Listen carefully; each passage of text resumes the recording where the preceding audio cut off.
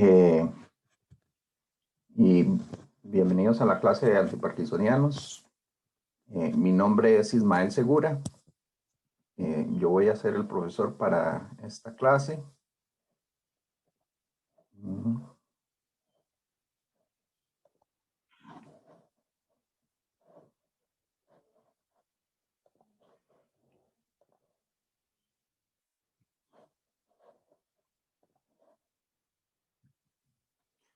Eh, para, para que tengan un poco más de información acerca de por qué yo estoy encargado de esta clase.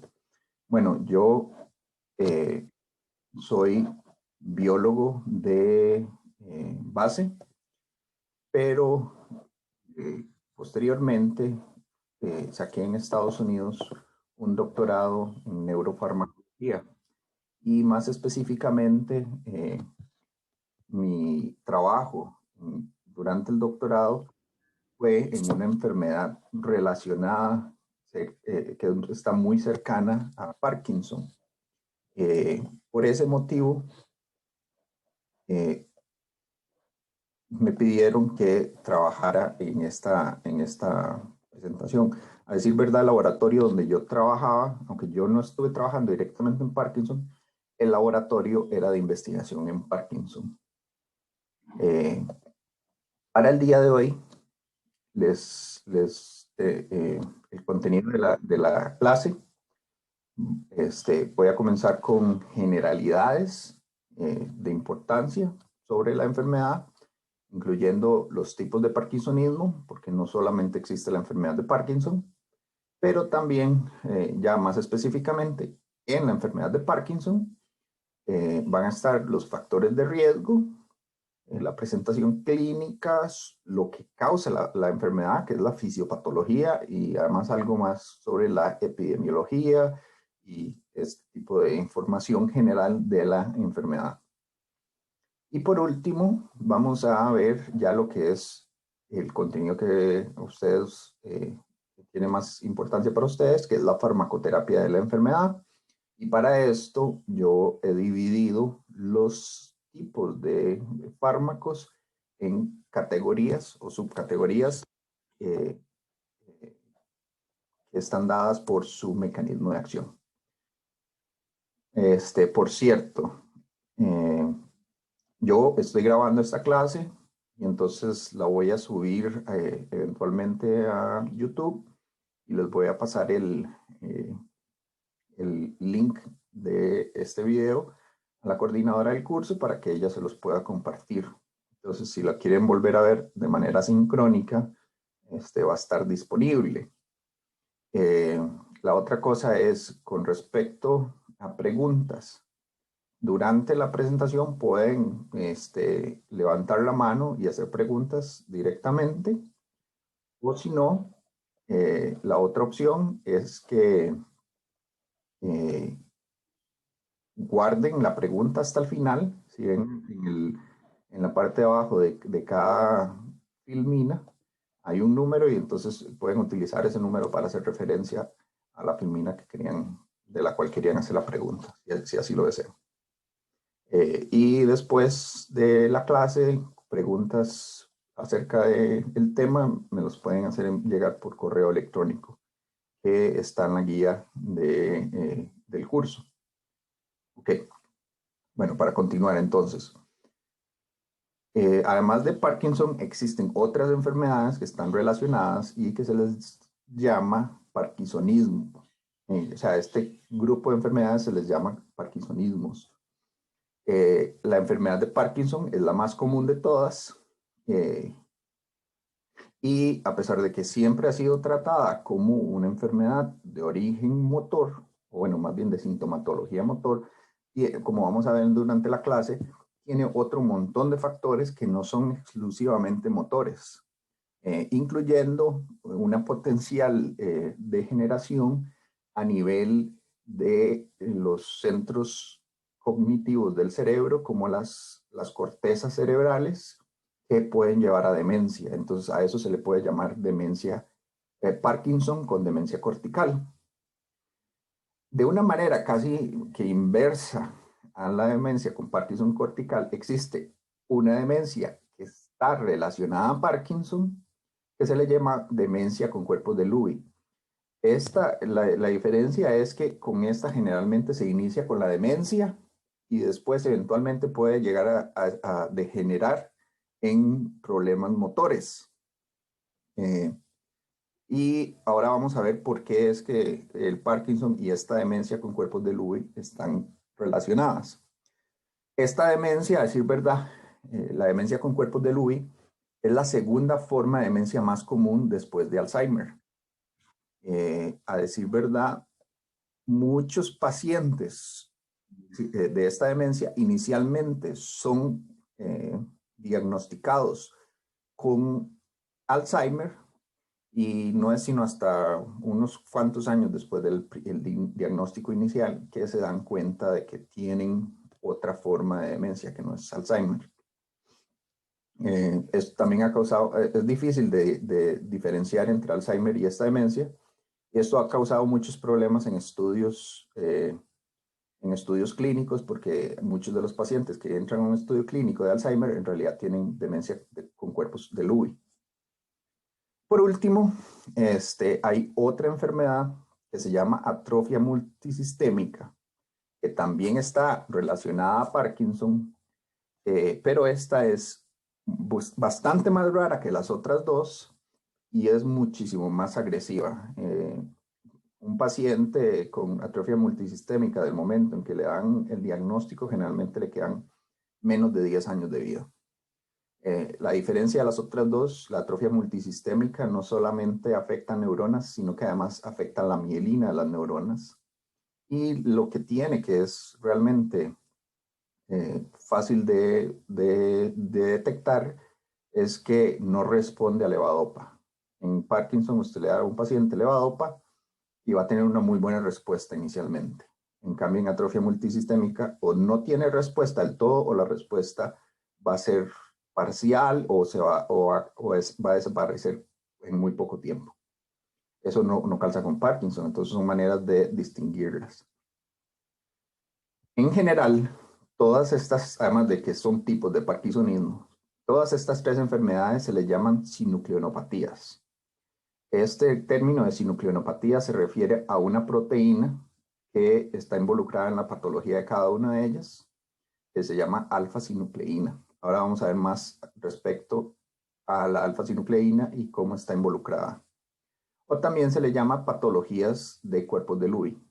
Entonces, estos dos términos en realidad son intercambiables. Sinucleonopatías o patologías de cuerpos de Lewy significan básicamente lo mismo.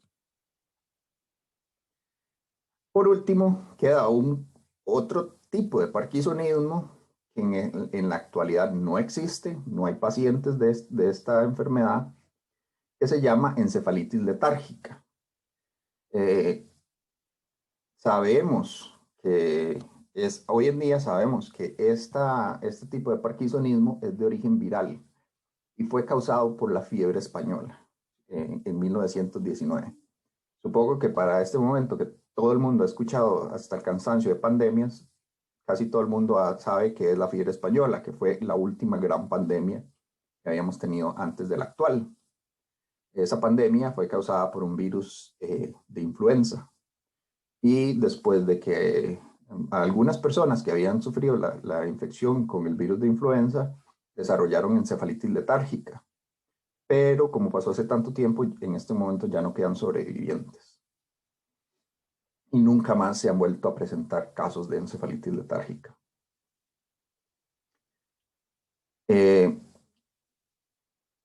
También aquí los factores que pueden conllevar al desarrollo de la enfermedad de Parkinson.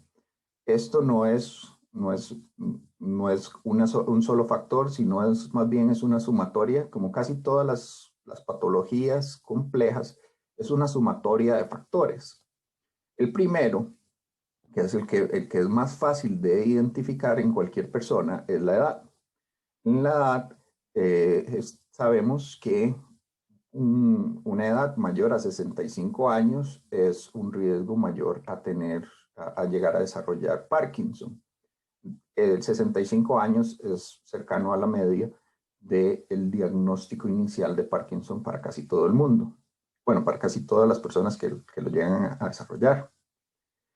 Por otro lado, hay factores ambientales que conllevan a un incremento en el riesgo de desarrollar Parkinson.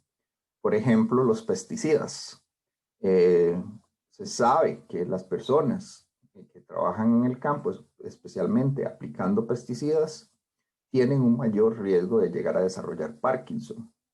También hay ciertas drogas de abuso que pueden aumentar el riesgo y se sabe que los metales pesados también aumentan el riesgo de Parkinson.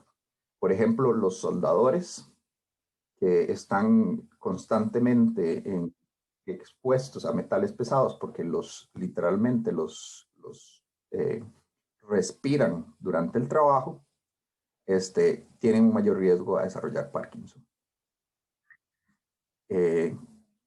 Pero también existen factores ambientales que disminuyen el riesgo de Parkinson y hay tres que están en este momento bien identificados. El primero, que suena paradójico, pero el primero es el fumado. No se está muy seguro por qué, pero una persona que fuma tiene un mucho menor riesgo de Parkinson, de desarrollarlo.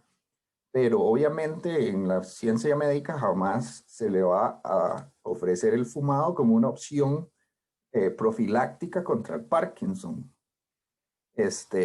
Lo que se ha hecho recientemente son estudios con nicotina para ver si la nicotina tiene algún efecto, pero eso de alguna manera también es contraproducente. Aun si aunque la nicotina por sí sola disminuyera el riesgo de Parkinson, posiblemente no valdría la pena darle a alguien nicotina de manera profiláctica. La otra cosa que disminuye el riesgo de Parkinson, sorprendentemente, es la gota. En este caso no sabemos si es la patología o el tratamiento. O sea, no sabemos si es el ácido úrico o es el allopurinol o otros tratamientos. De nuevo, eso todavía está en investigación, pero se sabe que disminuye el riesgo. Y por último, lo único que nosotros podemos así realmente manejar nosotros mismos, como personas, como pacientes, como profesionales en salud, que podemos ofrecerle a alguien, es el ejercicio. El ejercicio, a decir verdad, se ha encontrado que tiene enormes ventajas protectoras para el cerebro. Y no solamente es para Parkinson, hay para distintos enfermedades neurológicas, incluyendo, por ejemplo, Alzheimer. En años anteriores me han preguntado qué tipo de ejercicio. En general, todos los estudios que se han hecho al respecto, como hay tantos tipos de ejercicio, no se enfocan al tipo de ejercicio, lo que se enfocan es a la intensidad del ejercicio. Entonces, en general, lo que se recomienda hoy en día es hacer 2 veces por semana, media hora de un ejercicio que implique que el corazón llegue a 80% de capacidad cardíaca. Entiéndase que, o sea, que el corazón tiene que trabajar a 80% por media hora, 2 veces por semana, o sea, 1 hora por semana. Si usted alcanza ese límite, entonces ya está alcanzando los beneficios del ejercicio. ¿Qué tipo de ejercicio? Puede ser cualquiera, puede ser bicicleta, correr, puede ser hasta pesas, siempre y cuando el corazón esté trabajando a esos niveles. Y por último, quedan los factores genéticos que nosotros no podemos manejarlos.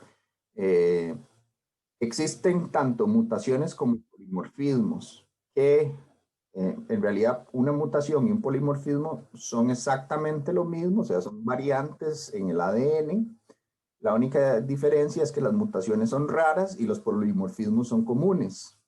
Entonces, generalmente las mutaciones eh, son raras porque precisamente tienen efectos deleterios muy importantes, mientras que los polimorfismos tienen efectos muy leves y por eso es que son más comunes en la población.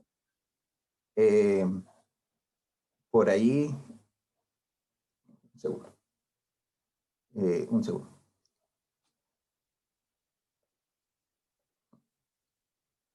Ok.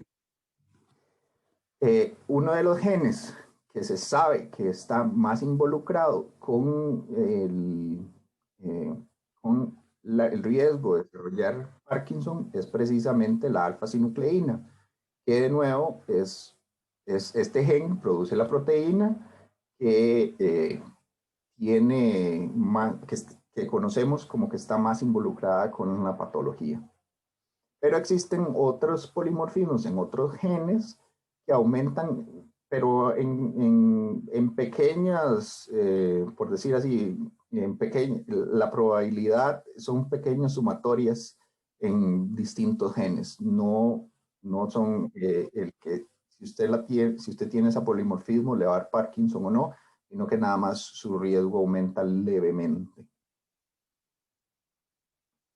Ok. ¿Y cuál es la presentación clínica? Eh, Tradicionalmente a Parkinson se le ha visto como un desorden del movimiento y por lo tanto, entonces casi que todo el diagnóstico clínico se ha centrado alrededor de estos síntomas del movimiento.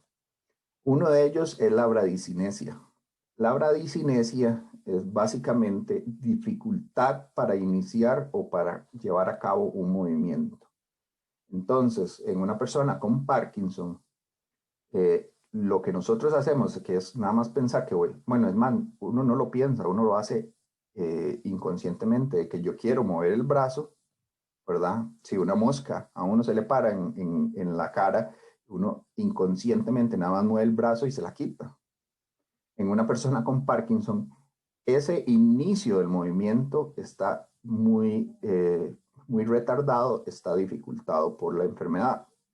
Entonces, podrían llevar a cabo el movimiento, pero tarda muchísimo más tiempo y además requiere un mayor esfuerzo por parte de la persona. La otra característica es tremor en reposo. El tremor en reposo es que si usted no está haciendo ningún o no ha hecho recientemente ningún tipo de actividad física, igual tiene generalmente en las manos algún tipo de movimiento involuntario tipo tremor o temblor. Este, Tremor en reposo puede aparecer en otras circunstancias. Por ejemplo, si a una persona se le baja el azúcar, le puede dar tremor en reposo. Si una persona le da un susto o tiene un ataque de pánico, por ejemplo, precisamente puede ser que comience a temblar y entonces tenga tremor en reposo. Una característica que diferencia el tremor en reposo de Parkinson del de otras presentaciones, otras causas, es que el tremor en reposo de Parkinson inicialmente, al inicio de la enfermedad, pues se da de manera unilateral. Entiéndase que sea en una sola mano, no en las dos. Mientras que si a usted se le baja el azúcar o por se lleva un susto porque tuvo un accidente o algo así, usted puede comenzar a temblar, pero el tremor es en ambas manos. Otra característica es la rigidez. Esto es que la persona tiene, digamos, sus articulaciones tienen menor capacidad de movimiento. La persona tiene una mucho menor capacidad de mover una articulación como la muñeca o el codo o el hombro que una persona sin Parkinson, pero de la misma edad. Y por último es la inestabilidad postural, que la inestabilidad postural es básicamente una capacidad disminuida de mantener la postura totalmente erguida. Entonces las personas comienzan a verse como encorvadas o jorobadas. Ahora, eso también puede suceder por muchos otros motivos. Entonces, como verán, ninguna de estas por sí sola puede diagnosticar Parkinson. Entonces, más bien lo que ocupamos es un criterio que agrupe más de una de estas características. Y entonces eso es lo que tradicionalmente se ha utilizado como los criterios para el diagnóstico de Parkinson. Primero, tiene que existir algún nivel de bradiquinesia. Eh, entonces, a esa bradicinesia se tiene que además poderse determinar que está alguna de los otros tres síntomas que ya les dije: el tremor en reposo, la rigidez o la inestabilidad postural. Hay que descartar que no se trate de otros tipos de parkinsonismo, por ejemplo, la demencia con cuerpos de Lewis o, o la atrofia multisistémica. Ambas podrían ser diagnosticadas inicialmente como Parkinson, pero eventualmente con el tiempo se van a dar cuenta de que no son Parkinson puro o que son Parkinson con características de la otra enfermedad, y entonces se cambia su diagnóstico. Además de excluir esas otras enfermedades, también hay que excluir enfermedades que pueden causar otros tremors, y ahora vamos a ver un par de ejemplos. Y por último, hay que además haber encontrado por lo menos 3 criterios más de esta lista. De esta lista no sé por qué incluye el tremor en reposo, si el tremor en reposo está ya en los criterios originales. Entonces pongamos que este tremor en reposo aquí no calza. Pero entonces, una de las características que podría aparecer en Parkinson, o que generalmente aparece en Parkinson, es que los síntomas motores son asimétricos. Esto es al inicio de la enfermedad. Asimétrico se refiere que si usted tiene tremor en reposo, es de un solo lado, no es en las dos manos, sino solamente en una. Esto está relacionado a la siguiente característica, que es inicio unilateral. O sea, la enfermedad de Parkinson, sus problemas motores inician a un lado del cerebro y entonces solamente se dan a un lado del cuerpo, pero eventualmente con la progresión va a llegar al otro lado del cerebro. Y eso entonces nos lleva al tercer punto en esta lista, que es un desorden progresivo. La otra característica que es muy común y que se utiliza para el diagnóstico de Parkinson es que cuando a un paciente se le da un tratamiento con levodopa, generalmente se da como carbidopa levodopa, y ahora les explico más de por qué, pero cuando a un paciente se le da un tratamiento con levodopa y tiene Parkinson, va a responder muy bien a ese tratamiento. Por lo menos la primera dosis va a ser casi que milagrosa, le va a quitar los síntomas casi que de inmediato. Y además, esa respuesta tan buena al fármaco va a durar generalmente como por varios años. Aquí dicen que por 5 años. Yo creo que eso es un poco optimista. Generalmente se cree que la respuesta así tan buena al fármaco va entre 3 y 5 años. Y por último, podría pasar que con el tratamiento con levodopa se dé un efecto secundario del fármaco que se llama disinesias. Y las disinesias son movimientos involuntarios, pero causados por el fármaco. Aquí es al revés. O sea, si un paciente con Parkinson tiene bradicinesias, es dificultad para, para llevar a cabo un movimiento. Acá en las disinesias hay movimientos involuntarios y el paciente tiene dificultad para controlar esos movimientos involuntarios. Me parece que había una mano levantada. No, ok. Bueno, y como les dije, también para poder hacer un diagnóstico certero de Parkinson, se debe de excluir o descartar los diagnósticos diferenciales. Los dos diagnósticos diferenciales más comunes son los otros tipos de parkinsonismos porque pueden tener exactamente características muy similares al de Parkinson, y esos incluyen a la demencia con cuerpos de Lewy o a la atrofia multisistémica. La demencia con cuerpos de Lewy generalmente se identifica al Parkinson porque Parkinson inicialmente no tiene problemas cognitivos. Eventualmente va a llevar a problemas cognitivos, pero inicialmente no. Y la demencia con cuerpos de Lewy generalmente presenta los problemas cognitivos anteriores a los problemas motores.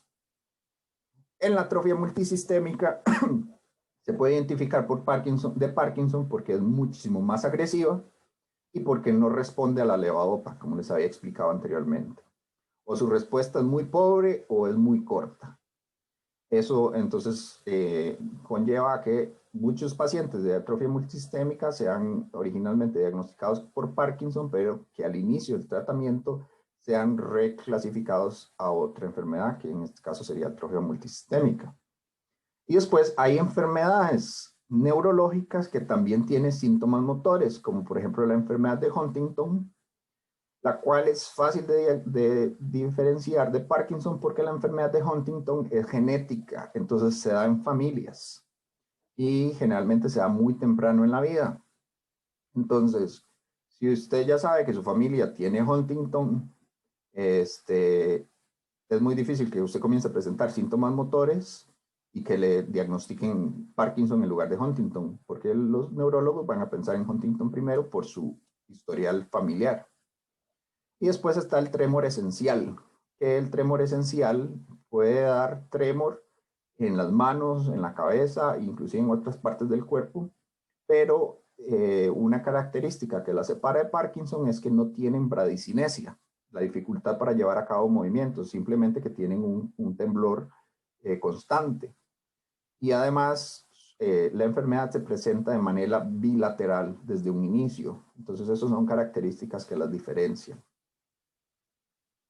Ahora, como les dije, Parkinson tradicionalmente ha sido vista como una enfermedad motora, pero en realidad en el cerebro de un paciente con Parkinson hay un montón de otros disfunciones que están ocurriendo al mismo tiempo y estos llevan a síntomas no motores que también tienen que ser tomados en cuenta no solamente para ¿cómo se llama? Para el diagnóstico, pero principalmente se tienen que tomar en cuenta para el tratamiento. Y esto es bastante importante para ustedes porque en un paciente de Parkinson no se puede simplemente tratar el problema motor, se tiene que tratar al paciente integralmente. Muchos de esos síntomas son psiquiátricos. Entonces, por ejemplo, ansiedad y depresión tienen muy alta comorbilidad con Parkinson. También ataques de pánico, la psicosis y los delirios, eh, el insomnio o problemas del sueño.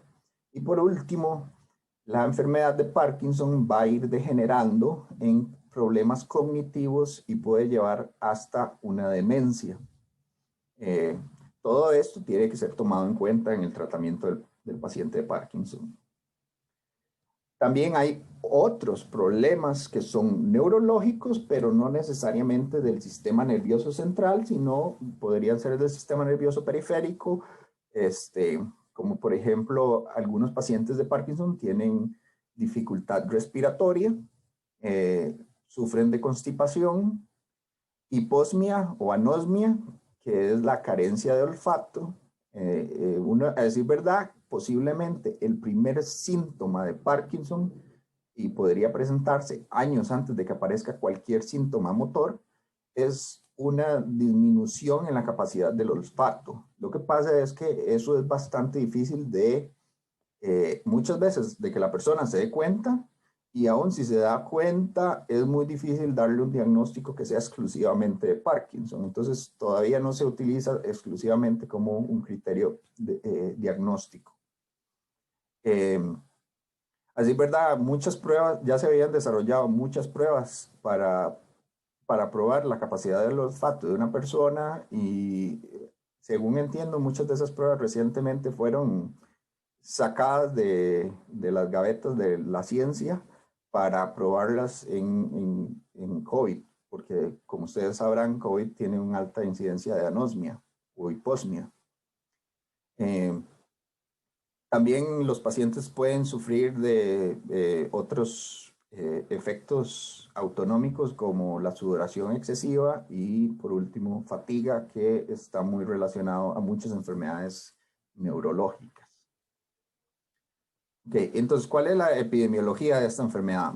Bueno, como les dije, el inicio de la enfermedad generalmente su media es a los 65 años. Entonces, de 65 años para arriba, el riesgo de Parkinson aumenta. De las personas mayores de 60 años, aproximadamente un 1% de la población tienen Parkinson. Y hay una desproporción de 2 a 1 hacia los hombres. O sea, los hombres tenemos el doble de riesgo de desarrollar Parkinson que las mujeres. Por otro lado, por cuestiones ambientales, hay zonas en donde existe una mayor incidencia de Parkinson. También hay ciertas profesiones que tienen mayor incidencia de Parkinson, como les expliqué. Por ejemplo, las personas que trabajan en agricultura aplicando pesticidas y los soldadores, ambos tienen mayor incidencia de Parkinson. Pero entonces resulta que en zonas que son altamente industriales o que tienen o que se dedican principalmente a tareas agrícolas, esas zonas tienen mayor incidencia de Parkinson que, por ejemplo, las ciudades. Y por último, los factores genéticos generalmente se asocian apenas como al 10% de los casos de Parkinson. Pero es como factores genéticos, como un factor dentro de la ecuación, no es el único factor, porque las formas que son exclusivamente genéticas, o sea, que podemos ir y encontrar la mutación específica que la causó, esas formas son realmente raras y además son muy agresivas. Se dan en familias y las personas que las tienen desarrollan Parkinson mucho más temprano que las personas que desarrollan Parkinson por los otros motivos. Entonces, en estas familias que se han encontrado estas mutaciones raras, eh, las personas desarrollan Parkinson a los 30, 40 años y además el desarrollo de la enfermedad es muchísimo más agresivo, muchísimo más rápido que en las personas que lo desarrollan posterior a los 65 años. Y eso, precisamente, la parte genética nos lleva a lo que está ocurriendo a nivel molecular. Este, ¿Qué es lo que está pasando en el cerebro? Bueno, en muchas neuronas existe esta proteína que se llama alfa-sinucleína. Y esta proteína es realmente compleja, realmente se han encontrado muchos potenciales funcionamientos dentro de las neuronas, pero hasta el momento todavía nadie ha podido decir, esa es la principal función de la proteína. La otra cosa es que la proteína se encuentra en muchas formas dentro de las neuronas. Hay formas que son, por decir así, formas completamente funcionales o que permiten la función normal de la neurona. Y dentro de esas formas está la proteína que nada más está soluble en una forma monomérica, o sea, una proteína por sí sola, sin contacto con las otras, o también se pueden plegar en, en multiméricos, en formas multiméricas, entonces se pueden formar como un tipo como de hoja o de barrita. Generalmente estas agregaciones funcionales se llevan a cabo dentro de las vesículas sinápticas, que son las vesículas que van a ir a liberar los neurotransmisores al exterior de la neurona. Estas dos formas son perfectamente saludables para el cerebro. Sin embargo, Esta proteína es extremadamente problemática porque se pega a sí misma y se pega a otras proteínas y comienza a formar agregados. Esto es muy similar a lo que vieron recientemente con la doctora Ortiz en Alzheimer, que en Alzheimer hay dos proteínas que se van a estar agregando, que son tau y beta amiloide. Aquí es otra proteína, pero el principio es el mismo. Esta proteína, la alfa-sinucleína, comienza a formar agregaciones que son patológicas. La primera forma de agregación patológica se le llama las hojas beta, o sea que básicamente conforman unas hojas que que van plegadas en sentido contrario las unas a las otras, pero se van plegando más y más y más, se le van agregando más unidades y van creciendo en tamaño. Esto también se le llama protofibrillas. Y después estas protofibrillas pueden agregarse en conformaciones todavía más grandes que se le llaman fibrillas amiloides. Esto, a pesar de que se le llama amiloide, no es igual que el beta-amiloide que vieron en Alzheimer, pero se le llaman fibrillas amiloides. Entonces, estos son agregaciones todavía más grandes. Y por último, ya estas fibras terminan agregándose en cuerpos o conglomerados todavía más grandes que se le llaman cuerpos de Lewy. De ahí es que viene el nombre de todas estas patologías, porque en todas vamos a encontrar este tipo de agregaciones y la primera vez que, a decir verdad, se les dio nombre a esto porque eran lo que se podía ver al microscopio de luz en las neuronas de los pacientes. Entonces, por eso se le llama, a todas se les llama cuerpos de Lewis porque en todas aparecen este tipo de agregaciones. Eh, y entonces, lo que vamos a encontrar es que dentro de las neuronas de pacientes con Parkinson van a haber cuerpos de Lewy.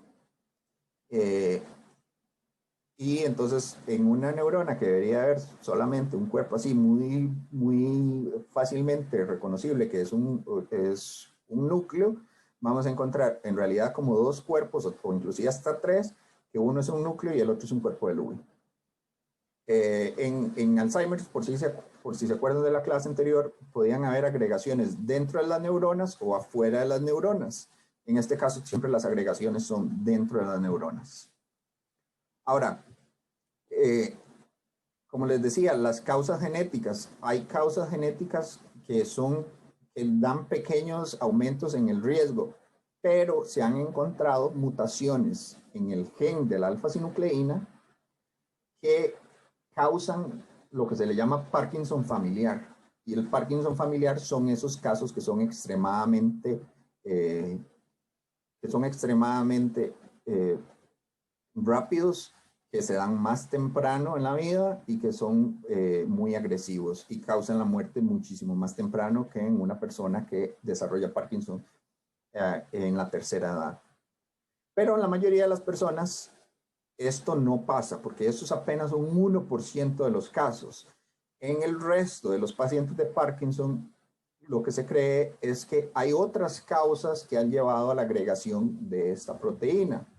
Generalmente se han encontrado que eso puede estar asociado a estrés oxidativo o citotoxicidad, que es el estrés oxidativo es una forma de citotoxicidad. Entonces, por ejemplo, los pesticidas y los metales pesados, ambos tienen efectos directamente sobre el estrés oxidativo o son citotóxicos. Entonces se considera que por ahí viene el aumento del riesgo para las personas que trabajan en agricultura o que son soldadores. Eh, También existe riesgo por neuroinflamación. Por ejemplo, personas que han sufrido trauma cerebral y que entonces han tenido inflamación en el cerebro por algún motivo, puede ser por ejemplo, por un golpe al cerebro o por una infección en algún motivo, en algún momento de su vida, podría ser que aumente su riesgo de Parkinson. Y por último, hay alteraciones en los mecanismos del manejo de las proteínas y en el manejo de la propia neurona que pueden conllevar a un aumento del riesgo de que estos cuerpos se presenten. Esto, por ejemplo, el plegamiento y el procesamiento de las proteínas. Cuando eh, la célula produce una proteína, tiene que darle una conformación específica. Si esa proteína no tiene la conformación específica que necesita, generalmente la misma célula tiene mecanismos para destruir la proteína, para no tener ahí un elemento que no es funcional y que además le cuesta energía y que además podría causar problemas. Entonces, la célula debería tener la capacidad de hacerlo. Por motivos que todavía no se entienden bien en las neuronas de Parkinson, con la alfa-sinucleína, cuando esto pasa, no hay un procesamiento eficiente o no hay una destrucción eficiente de esas proteínas mal procesadas. Y por último está la muerte celular, que como ustedes habrán visto, por ejemplo, en cáncer, si una célula comienza a sufrir ciertos tipos de daños y ya los daños son irreparables, debería de tener la capacidad de autodestruirse, iniciar muerte celular por apoptosis y entonces, por decir así, destruirse para no causar un mayor problema al organismo. En Parkinson, nuevamente, las neuronas no, por algún motivo, no tienen la capacidad de autodestruirse en el momento en el cual este tipo de problemas de agregación de proteínas han iniciado. Otro punto importante de Parkinson, y esto está relacionado a la progresión de la enfermedad desde el punto de vista clínico, es que Parkinson no aparentemente es como una bola de nieve. Eso también aparentemente más bien, no aparentemente, se sabe que tanto en Parkinson como en Alzheimer, la enfermedad inicia en una parte del cerebro y esa parte del cerebro funciona como por decir así un centro desde donde irradia el problema hacia otras zonas. Lo que se le ha llamado son centros como centros semilla. Entonces, por decir así, donde inicia el problema, ese problema funciona como una semilla que va a llevar el problema a otra parte del cerebro que está cercana y cuando ahí en esa segunda parte del cerebro y el problema ya está sentado, eso funciona como semilla para una tercera zona del cerebro y así sucesivamente. En Parkinson, el problema se sabe que inicia generalmente, o más bien, en Parkinson inicia en el tallo cerebral. Y a partir de ese tallo cerebral, el problema de agregación de proteínas se va a ir moviendo hacia otras zonas del cerebro, incluyendo las cortezas. Que las cortezas cerebrales es uno de los sitios que conllevan a demencia. Por eso en Parkinson eh, generalmente se da el problema motor y mucho tiempo después, según la progresión de la enfermedad, podría llegar a darse los problemas cognitivos que están asociados a las cortezas. Eh, este, esta característica de progresión de la enfermedad ha sido ampliamente estudiada como un área potencialmente, donde potencialmente se podrían encontrar dianas terapéuticas. Y para eso se han desarrollado un montón de distintos anticuerpos monoclonales que puedan atacar las proteínas que están mal agregadas en estos centros, pero hasta el momento ninguno ha funcionado. Se siguen estudios al respecto. Lo único que se sabe, de nuevo, que puede desacelerar esta progresión es el ejercicio. Entonces, esa es la única medida terapéutica que hemos encontrado hasta el momento. Eh, y acá, eh, en, acá está el centro, que es el centro principal, el centro neural de la enfermedad de Parkinson. Si uno corta el tallo cerebral en un punto que se llama el cerebro medio, si uno corta el tallo cerebral en ese punto, va a encontrar, bueno, va a obtener un corte como este, y lo que va a encontrar ahí es una zona que está más oscura que el resto del cerebro. A esa zona, que son en realidad son como dos líneas, dos medias lunas, a esa zona se le llama la sustancia negra. Este color es natural, o sea, está en el cerebro, no es un tinte que se le agregó para poder visualizarlo. Eso aparece así en el cerebro de cualquier persona que no tenga Parkinson. Ese tinte que aparece ahí es melanina, la misma melanina que nosotros producimos en la piel. Entonces, resulta que uno de los subproductos de la producción de dopamina es la melanina. Si usted produce dopamina, produce melanina. A decir verdad, nuestra piel produce dopamina para poder producir la melanina.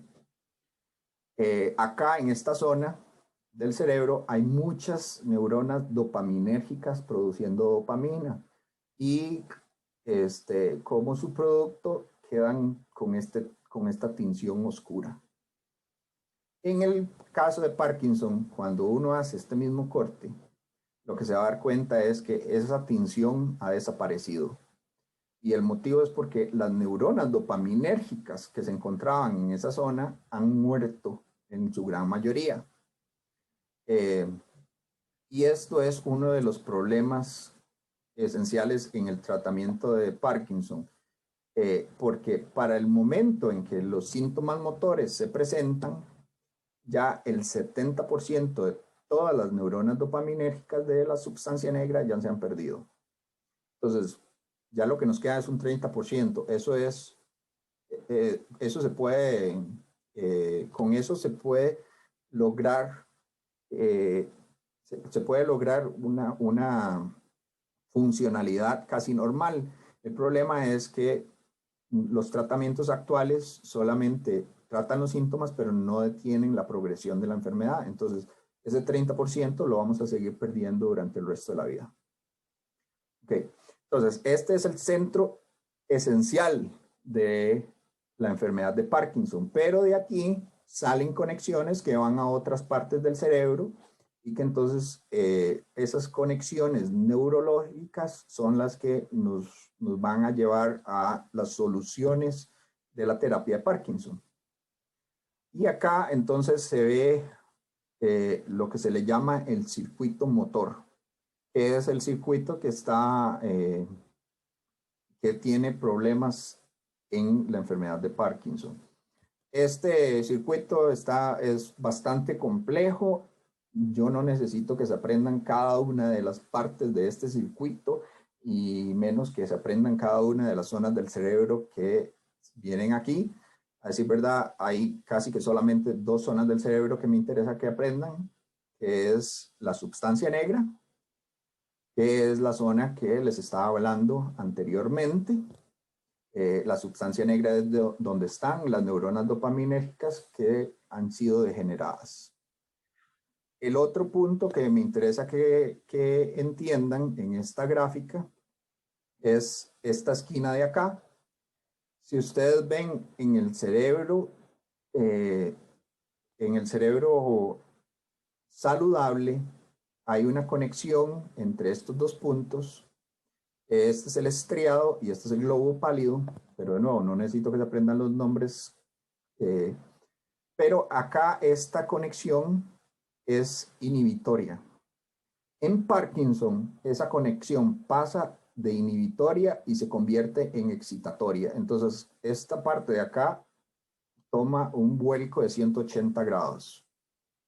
Ok, entonces esos son los dos puntos esenciales que me interesa que puedan entender en toda esta gráfica. Ahora, el otro punto esencial son estos dos, o el otro concepto que me interesa son estos dos receptores que aparecen acá. La sustancia negra eh, es dopaminérgica.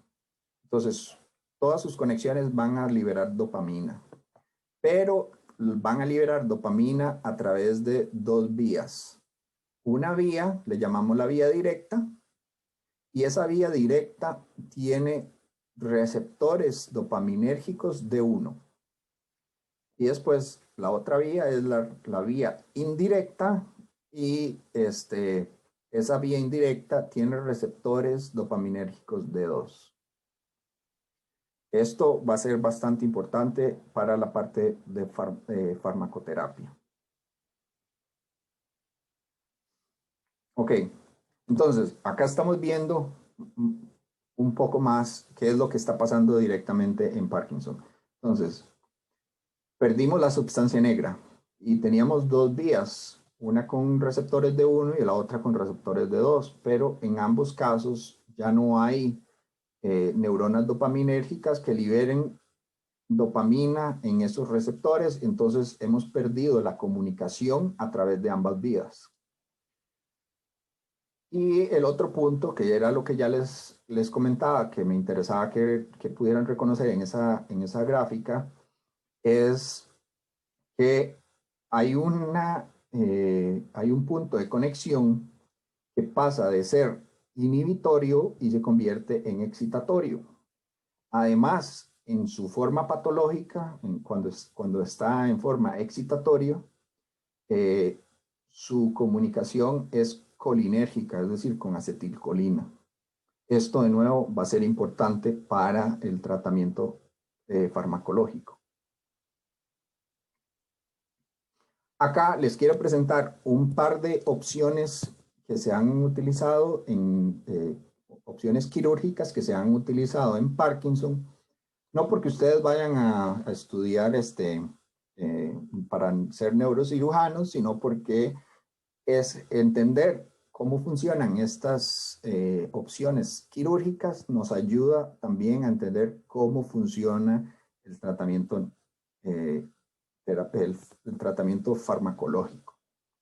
Bueno, si ven ambas vías, la vía directa y la vía indirecta, vienen a terminar al mismo punto, por distintos caminos, pero van a terminar al mismo punto. Entonces es un punto de convergencia de ambas vías. Acá, dentro de este punto, hay un centro que se llama el núcleo subtalámico. Aquí se ve en una representación diferente, pero acá está el núcleo subtalámico. Ok. Resulta que como este es un punto de convergencia de ambas vías, si nosotros pudiésemos recuperar la función de de este núcleo subtalámico, podríamos recuperar el resto de la vía de aquí para arriba. Y esto ayuda entonces, porque en realidad quien lleva a cabo el movimiento de los brazos, el movimiento de las piernas, son las cortezas motoras. Entonces, si logramos recuperar esto acá, podríamos recuperar la funcionalidad de aquí en adelante. Y eso se ha logrado quirúrgicamente introduciendo un electrodo en este punto, en el núcleo subtalámico. Lo que pasa, a decir verdad, es un tratamiento bastante efectivo, pero es extremadamente raro de utilizar porque, como podrán ver en esta figura, hay que introducir un electrodo que tiene que cruzar desde la parte externa del cerebro hasta casi que a la base del cerebro. Eso implica romper tejido en todo el camino. Además, es difícil desde afuera, si ustedes tienen un balón, introducir una aguja en ese balón y alcanzar un punto específico dentro de el espacio tridimensional de esa esfera. Es extremadamente difícil. Entonces, esta cirugía es difícil de llevar a cabo, tiene importantes riesgos. A decir verdad, en Costa Rica, según entiendo, solamente existe un neurocirujano que la realiza y la caja solamente la realiza para casos que ya han fallado con todas las demás terapias. Entonces, es como un recurso de último nivel. Pero el punto es que si nosotros logramos introducir el electro acá, le podemos dar estimulación eléctrica a este centro, al núcleo subtalámico, y con esa estimulación eléctrica podemos recuperar la comunicación en el resto del circuito. ¿Okay? La otra opción quirúrgica se refiere o se enfoca al centro que les había dicho que había pasado de ser inhibitorio y se había convertido en excitatorio. Básicamente lo que un neurocirujano hace es una ablación de esta vía de comunicación, y una ablación literalmente es pasarle cuchillo a esa zona. El cirujano entra y corta el centro de comunicación entre estos dos puntos, o la vía de comunicación entre estos dos centros. Y eso hace que, si bien no recuperamos la forma inhibitoria, eliminamos la comunicación excitatoria que aparece de manera patológica. Esto, como vamos a ver más adelante, también lo podemos lograr con fármacos, utilizando fármacos anticolinérgicos. Sin embargo, los fármacos anticolinérgicos tienen muchos problemas. Pero bueno, el punto es que a nivel quirúrgico podríamos también utilizar esta opción. De nuevo, no es una opción de primer uso porque nadie quiere que le tengan que abrir el cerebro y que le tengan que cortar partes del cerebro. No es una opción que uno la debería tomar a la ligera. Por eso tampoco se utiliza muy comúnmente. Ok, entonces ya ahora aquí sí entramos a la parte farmacológica, que es lo que a ustedes posiblemente más les interesa en este curso.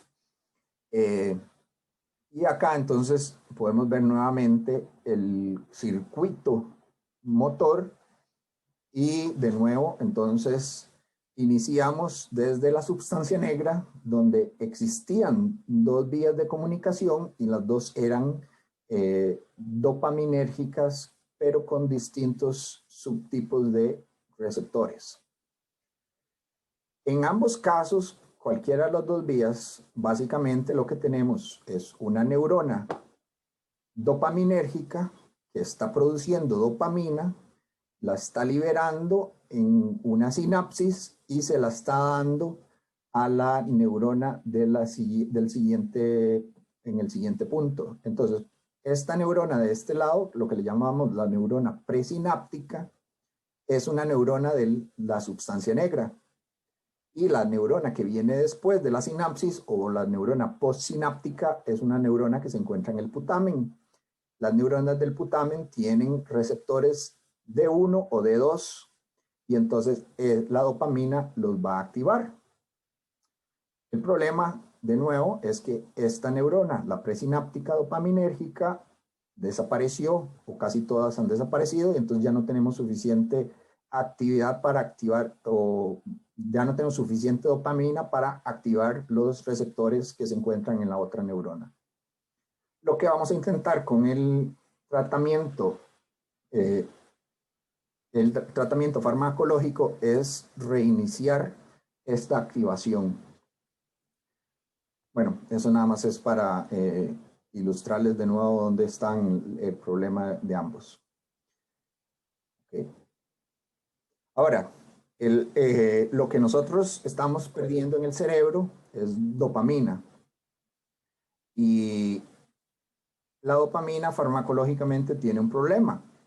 Es una molécula polar y no atraviesa la barrera hematoencefálica. Entonces, si nosotros le damos dopamina, ya sea oral o inyectada o intravenosa a un paciente, esta dopamina no va a alcanzar al cerebro. Diego, sí, tiene la mano levantada. Juan Diego. Hola, profe. Sí. En el caso anterior, la postsináptica, ¿cuál era la sustancia? Era el estriado, ya el último paso. Es que ahí me Acá perdí. la neurona postsináptica está en el putamen. Ah, el putamen es. Ajá. Y el otro, el presináptico, es la sustancia negra per se. ¿Perdón? Y la sustancia negra es la presináptica, o sea, es todo como dentro de la conexión del putamen. Ajá, la presináptica estaría en la sustancia negra, que es la parte que hemos estado perdiendo neuronas, entonces más bien esta neurona posiblemente ya no esté ahí, y la posináptica está en el putamen. Y entonces ahí está la neurona y están los receptores, pero ya no hay nadie quien le provea dopamina para activarla. Y ahí se activarían, digamos, con la dopamina se activarían ambas vías, la directa y la indirecta, porque estaremos dando dopamina. Exactamente, como estos dos son receptores dopaminérgicos, son distintos, pero los dos son dopaminérgicos y su ligando endógeno es la dopamina, activamos ambas vías con un solo ligando. Perfecto, gracias. Okay.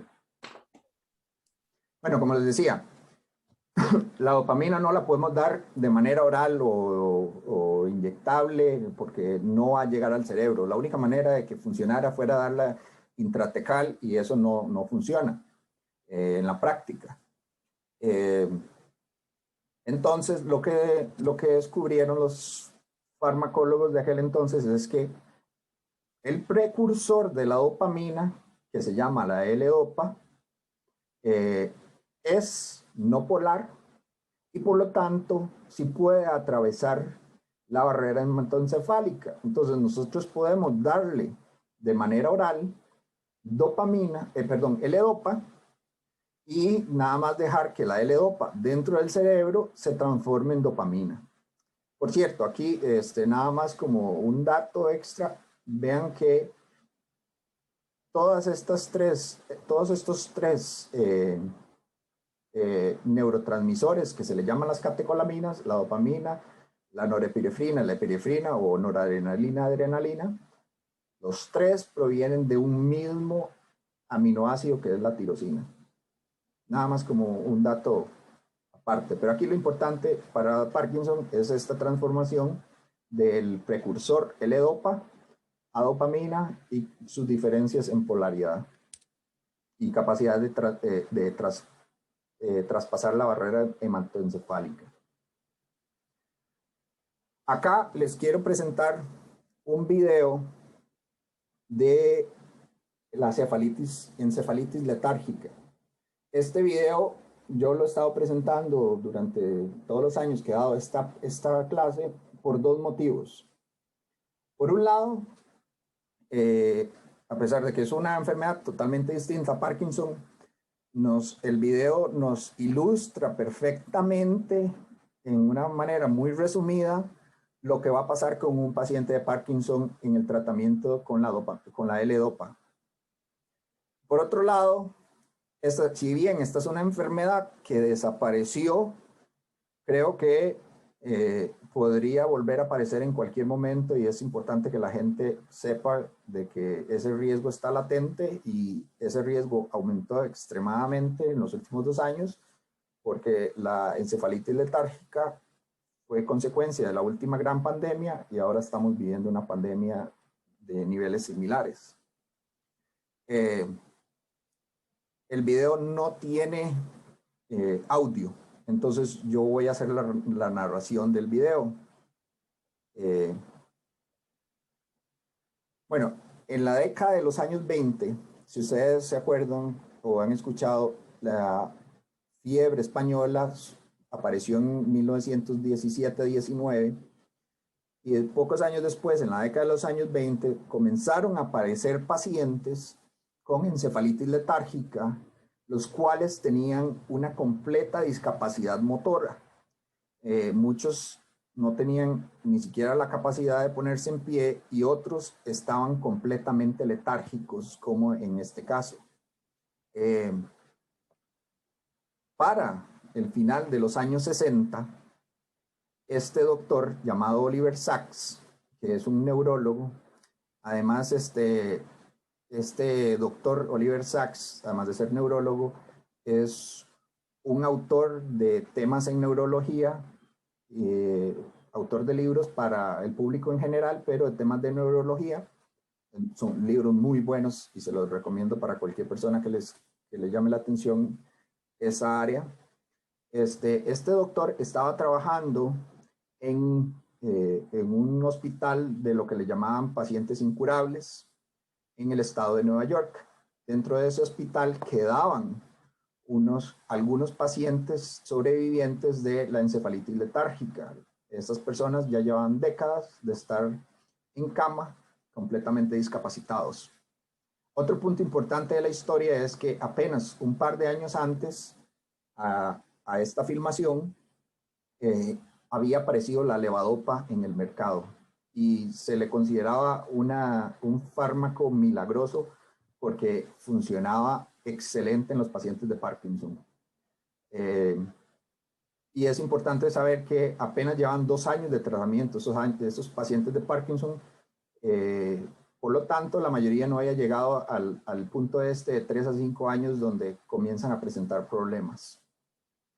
Okay, entonces este doctor estaba trabajando en este hospital donde quedaban unos cuantos pacientes de encefalitis letárgica. Acá, como ven, este paciente tiene un trémor en una mano y tiene dificultades de movimiento con las 2 manos. Ahí en un momento se ve que él intenta moverse, arreglarse los lentes, pero como que las manos no le dan y después lo logra. Acá vemos a otra paciente que también tiene enormes discapacidades motoras. Ambos son pacientes que habían pasado por décadas en cama debido a que tenían encefalitis letárgica. Lo que el doctor Sachs encontró con estos pacientes es que sus síntomas eran como que si tuvieran una forma muy exacerbada de Parkinson. Era como un Parkinson que no se podía notar, o un Parkinson demasiado avanzado que casi nunca aparece, o un Parkinson que como que si usted lo hubiera acelerado muchísimo. Y como acaba de aparecer la levodopa en el mercado, él dijo, pues valdría la pena darles levodopa a estos pacientes y ver qué sucede. Y eso fue exactamente lo que hizo. Pero bueno, acá primero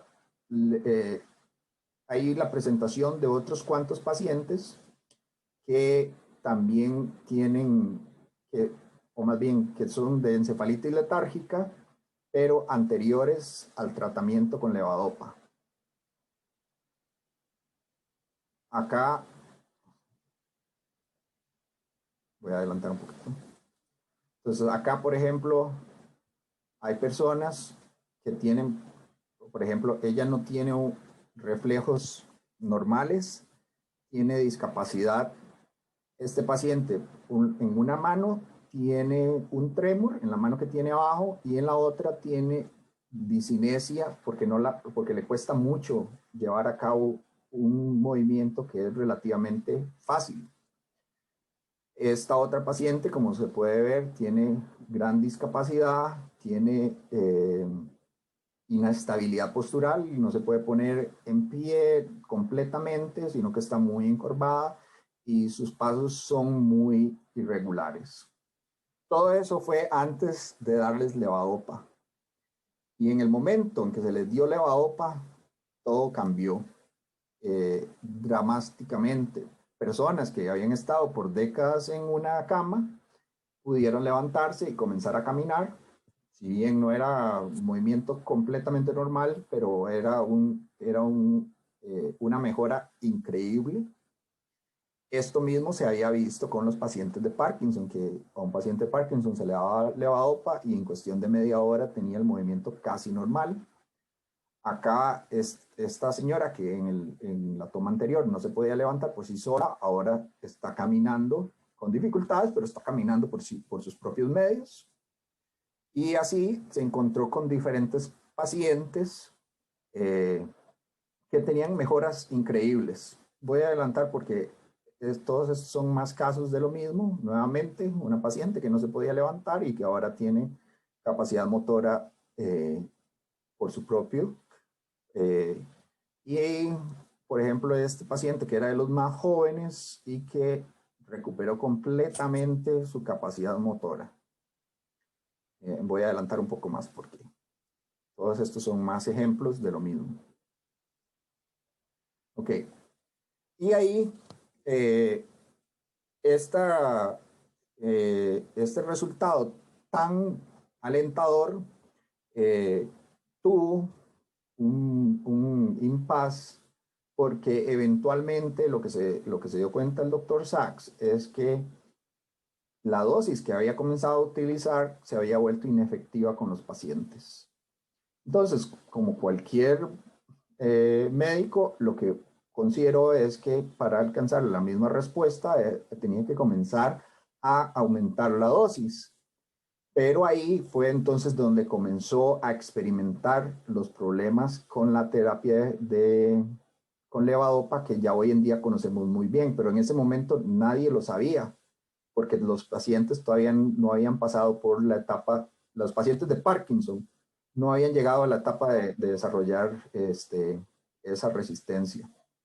Entonces, por un lado, cuando comenzó a aumentar la dosis, comenzó a haber un efecto secundario indeseable, bastante indeseable de la levodopa, que son las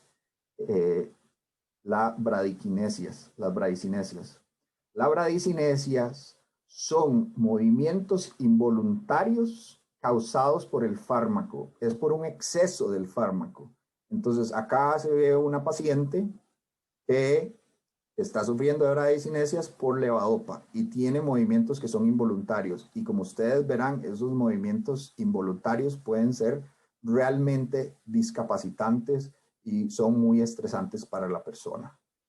Entonces, para evitar esas bradicinesias, muchas veces entonces hay que ajustar la dosis para abajo, pero entonces al ajustar la dosis hacia abajo, comenzaron a notar que los pacientes comenzaban a volver a caer en lo que se le llama la fase off o la fase sin efecto del fármaco, y entonces volvían a tener los mismos síntomas iniciales, que en este caso es una forma casi que completamente de catatonia.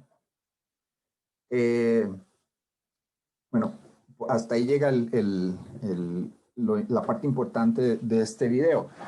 Una cosa que históricamente es interesante de lo que sucedió con estos pacientes fue que el doctor Sachs salió a decir al mundo médico, salió a decir, la levodopa en efecto, es una droga casi milagrosa, un fármaco casi milagroso. Sin embargo, dentro de algún tiempo, los pacientes de Parkinson van a comenzar a tener problemas que van a requerir de un manejo más dificultoso de la enfermedad. Él lo estaba diciendo cuando eso nunca había pasado con Parkinson. Y entonces los otros neurólogos le dijeron, usted es un ave de mal agüero, usted no tiene nada de evidencia para decir esto. Al final, el doctor Sachs tenía toda la razón. Y ahora vamos a ver que nuestro manejo actual de nuestro manejo farmacoterapéutico del Parkinson, casi que todo anda alrededor de ese problema que él descubrió inicialmente con la encefalitis letárgica. Bueno, uno de los puntos más importantes de la levodopa es su capacidad para entrar al cerebro, pero nosotros damos la levodopa de manera oral, entonces obviamente no solamente va a llegar al cerebro, sino que va a llegar a todos los otros tejidos que no son cerebrales del sistema nervioso central, entonces va a estar en todos los compartimentos del cuerpo. Y uno de los problemas es que mucha de esa levodopa se va a convertir en dopamina en los tejidos periféricos y por lo tanto no va, como cuando ya está en forma de dopamina, no entra al cerebro, no va a tener efecto terapéutico en nuestra diana, que está en el cerebro. Para solucionar este problema fue que se inventó la carbidopa. La carbidopa es un inhibidor de una enzima, que es la dopa descarboxilasa. La dopa descarboxilasa es la enzima que transforma la levodopa en dopamina. Además, este fármaco cuando se diseñó de tal manera que el fármaco no entre, no atraviese la barrera hematocefálica. Entonces, como se da oral, el fármaco queda en los compartimentos periféricos, pero no entra al sistema nervioso central. De tal manera que hay menos transformación de levodopa a dopamina en los tejidos periféricos y hay más entrada de levodopa hacia el cerebro para ser transformada en dopamina y que pueda entonces ser utilizada en la diana, en nuestra diana terapéutica. Acá se ve un poco mejor. Resulta que entonces damos levodopa de manera oral y una gran parte de esa levodopa, si la damos sola, una gran parte de esa levodopa se va a ir a ser transformada en dopamina, pero en los tejidos periféricos, y entonces ya no está disponible para entrar al cerebro. Una pequeña parte de la levodopa entra al cerebro y sí va a tener entonces el efecto terapéutico deseado. Acá podemos ver entonces un desglose más o menos de cuál es el metabolismo de la levodopa. Una gran parte se pierde a través de metabolismo en el tracto gastrointestinal. Otra parte se va a los tejidos periféricos, que además levodopa en tejidos periféricos va a causar algunas formas de toxicidad, principalmente adrenérgicas y noradrenérgicas, porque a pesar de que los receptores alfa y beta no, o sea, su ligando no sea la dopamina, en altas concentraciones, dopamina puede activar esos receptores. Entonces, y esos receptores, bueno, tienen efectos a nivel cardíaco y vascular. Entonces, ahí podríamos encontrar efectos periféricos que son tóxicos por parte de la levodopa. Y al final, apenas un 1 a 3% de nuestro fármaco estaría entrando al cerebro donde puede llevar a cabo el efecto terapéutico. Sin embargo, si uno da la levodopa en conjunto con la carbidopa va a inhibir a la dopa descarboxilasa en los tejidos periféricos, pero no va a tener ningún efecto a nivel del cerebro. Entonces, ahora como perdemos menos levodopa en el área periférica, va a haber más levodopa disponible para entrar al cerebro y llevar a cabo la función para la que le queremos. Y entonces ya ahora tenemos menos pérdida eh, tenemos menos pérdida a nivel del tracto gastrointestinal. Lo que sí es que podemos llegar a tener un poco mayor, una mayor cantidad de efectos a nivel de tejidos periféricos, entonces podríamos llegar a tener un poco más de toxicidad periférica, pero el efecto que más nos interesa es que se llega a tener más levodopa en el cerebro. Ahora llegamos a tener hasta un 10% en el cerebro y entonces mejoramos el efecto terapéutico. Lo que sí es que gracias a esta mejora en la biodisponibilidad en el cerebro, podemos bajar la dosis de levodopa. Entonces, ahora, como a pesar de que puede ser que haya más, proporcionalmente haya más en los tejidos periféricos, la concentración va a ser menor porque pudimos bajar la dosis. Si hoy en día casi la levodopa por sí sola casi no se utiliza, y si ustedes se van a la lista de fármacos oficial de la caja, se van a dar cuenta que solamente tienen combinación levodopa-carbidopa, pero no tienen levodopa por sí sola. Porque ya casi no se utiliza precisamente porque hay efectos, hay muchos motivos por los cuales una monoterapia no funciona bien. Ahora, y esto es parte de lo que visualizó inicialmente el doctor Oliver Sacks en ese video con los pacientes de encefalitis letárgica. La enfermedad de Parkinson va a continuar progresando. Como les dije en un inicio, en el Parkinson generalmente se ha perdido un 70% de las neuronas dopaminérgicas y el 30% que nos queda va a funcionar muy bien, pero el que le estemos dando dopamina no implica que esas neuronas no se vayan a morir, van a seguir muriendo así, ¿verdad? Entonces vamos a seguir perdiendo neuronas dopaminérgicas. Por eso es que hay que comenzar a aumentar la dosis de levodopa. Entonces, al inicio de la enfermedad, tenemos una muy buena capacidad de las neuronas para captar, sintetizar dopamina, para captar la levodopa, para sintetizar dopamina y para liberarla. Entonces, su efecto, el efecto de una dosis del fármaco es más prolongado, puede tener 4 a 6 horas. Entonces, una persona podría estar tomando levodopa tal vez entre 3 y 4 veces al día. Sin embargo, conforme va aumentando la enfermedad, vamos perdiendo esas neuronas. Y aquí podemos verlo en esta imagen un poco más, es más fácil de visualizar. Esta zona acá que se ve en rojo es la sustancia negra. Como verán, hay dos lados, ¿verdad? Esto es en una persona o un cerebro saludable que no tiene Parkinson. Vemos esta zona roja y esa zona roja es donde hay gran concentración de dopamina. Esa es la sustancia negra. Pero acá vemos una imagen de un paciente de Parkinson en un estado temprano. Acá además quiero enseñarles que si ven la sustancia negra de este paciente, hay un lado que está muchísimo más afectado que el otro.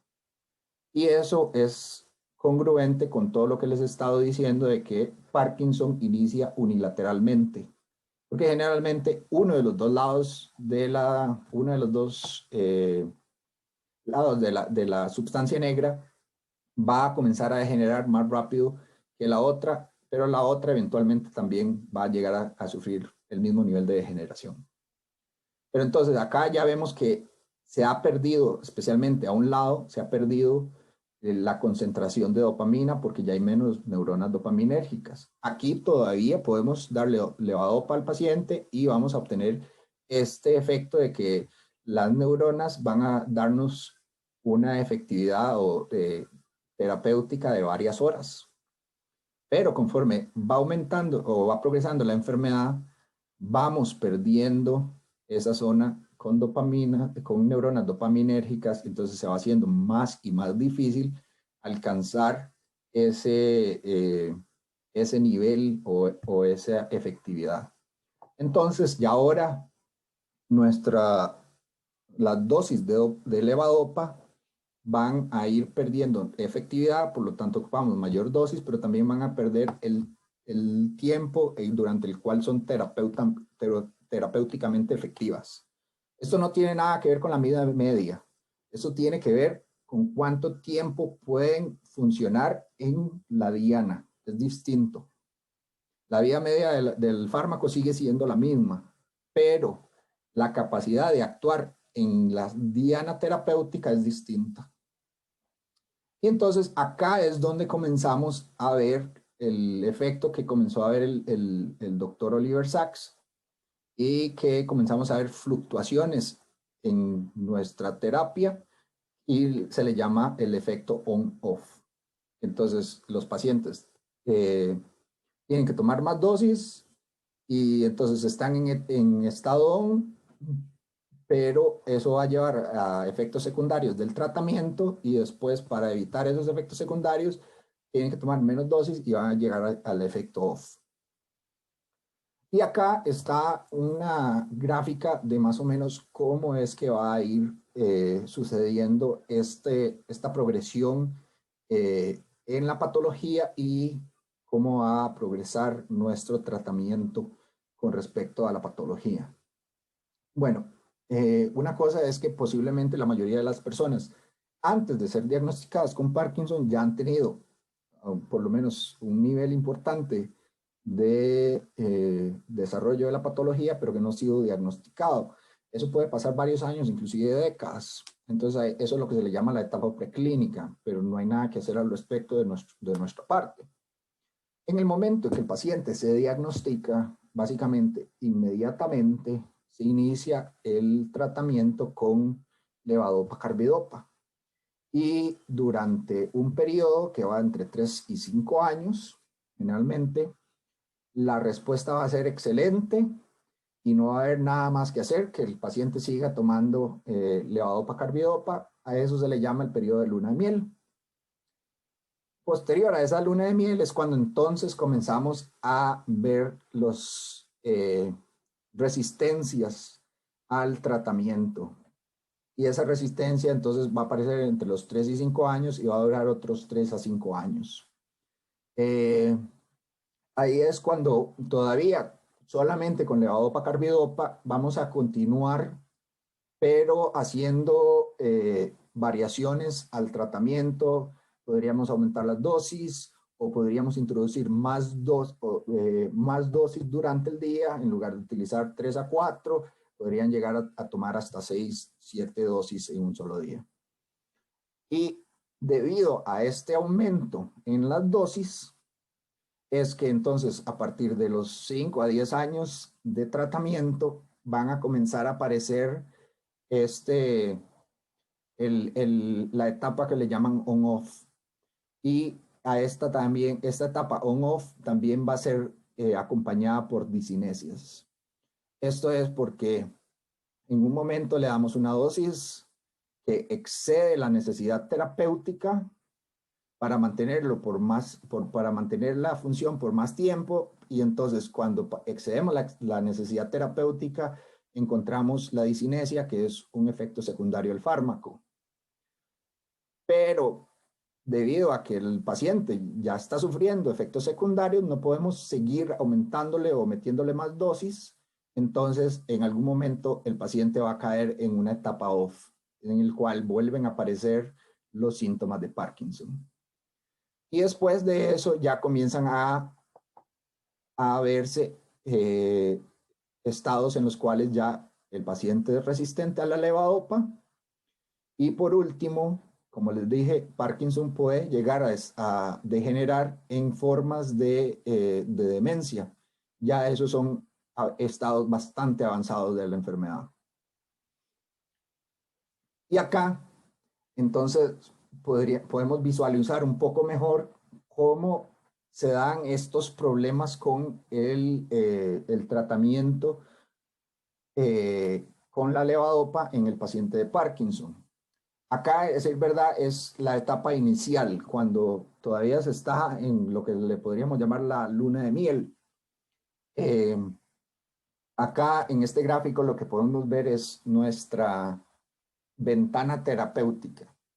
Por debajo de esa ventana terapéutica, que es lo que se le llama el estado off o apagado, es donde van a reaparecer los síntomas de Parkinson. Y por arriba de esa ventana terapéutica, que es lo que le llaman el estado on con disinesia o encendido pero con disinesia, es donde van a aparecer las disinesias, que son los movimientos involuntarios, que son efectos secundarios del fármaco. Y nosotros lo que queremos es mantener al paciente dentro de esta ventana terapéutica. De nuevo, al inicio de la enfermedad, mantener al paciente dentro de esta ventana terapéutica es bastante sencillo. Eso es la luna de miel, porque entonces la terapia está funcionando perfectamente. Es cuando ya se ha pasado cierta cantidad de tiempo con el tratamiento, generalmente va por arriba de los 5 años, entonces ya comenzamos a tener el problema de manejo del paciente, porque ya nuestra ventana terapéutica ya es, por decir así, esta ventana terapéutica se ha hecho más,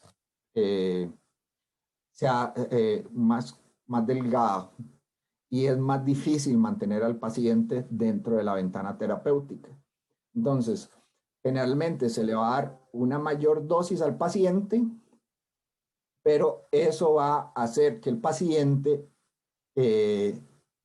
vaya y pase de la ventana terapéutica y llegue hasta el estado donde comienzan a aparecer las discinesias. Pero como al paciente ya se le dio una dosis que es relativamente tóxica, entonces no se le puede volver a dar otra dosis para mantenerlo ahí y después de esa va a haber una caída en la concentración y vamos a llegar a la etapa off, que es donde los síntomas de Parkinson van a volver a aparecer. Entonces, el paciente va a estar sufriendo este sub y baja, en el cual va a tener periodos buenos, periodos con discinesia y periodos con Parkinson. Y entonces esto es bastante frustrante, como ustedes lo podrán imaginar, esto es bastante frustrante para el paciente. Ok, entonces lo que es la levodopa carbidopa es la primera línea de tratamiento en Parkinson. Y a decir verdad, durante un buen periodo de tiempo podría ser el único tratamiento que se le da al paciente. Pero con el tiempo, el uso crónico y por la misma degeneración del cerebro, el paciente va a ir sufriendo una disminución en la efectividad del tratamiento. Como preguntaba Juan Diego, si le damos levodopa, estamos haciendo que funcione a través de las dos vías, porque la dopamina es el ligando endógeno para el D1 y el D2. Entonces, ambas vías van a estar siendo reactivadas con el fármaco. Ahora, el fármaco por sí mismo también tiene tiene efectos secundarios, además de las discinesias. Puede causar náuseas, hipotensión ortostática, puede tener algunas presentaciones psiquiátricas como psicosis, delirios y alucinaciones, puede causar fatiga y somnolencia, aunque muchas veces esto es más por estar cercano al efecto off. Y por último, puede llegar a inducir comportamientos compulsivos. Y ahora les voy a explicar un poquito más sobre esto de los comportamientos compulsivos. Además del efecto secundario que ya hemos estado viendo constantemente, que son las discinesias, que es cuando sobrepasamos la ventana terapéutica y ya la dosis se vuelve tóxica en algún nivel. Y entonces, cuando, cuando se pasa la luna de miel, y entonces ya tenemos una disminución en la efectividad del tratamiento, también van a aparecer problemas por el mismo comportamiento del paciente porque se van a presentar problemas de apego a la terapia. Algunos pacientes por frustración van a pensar o van a querer descontinuar la terapia posiblemente y esto no se debería de hacer de manera abrupta. Si se tuviese que hacer, que generalmente no se recomienda descontinuar la terapia con levodopa, carbidopa, se debería hacer de manera progresiva, no abrupta. Por otro lado, también los pacientes pensando que quizás una mayor dosis me va a funcionar mejor, podrían comenzar a abusar de la terapia y entonces comienzan a tener más eventos de discinesias, que es el efecto tóxico, por sobrepasar la ventana terapéutica y también van a incidir en el desarrollo de la resistencia.